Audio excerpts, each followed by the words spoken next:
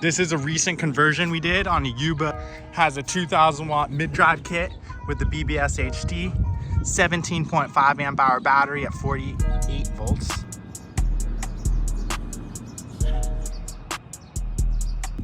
And this thing's a beast. It can hold 440 pounds.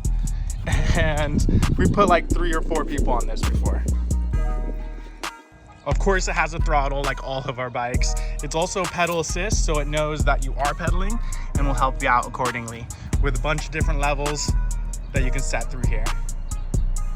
And with 2000 watts of power, this bike will pretty much climb anything you could possibly find on the streets, and it'll go about 40 miles an hour. And this 48 volt, 17.5 amp hour battery is massive. It'll go about 42 miles if you're a 170 pound rider going at 20 miles an hour. And that's without any pedaling at all.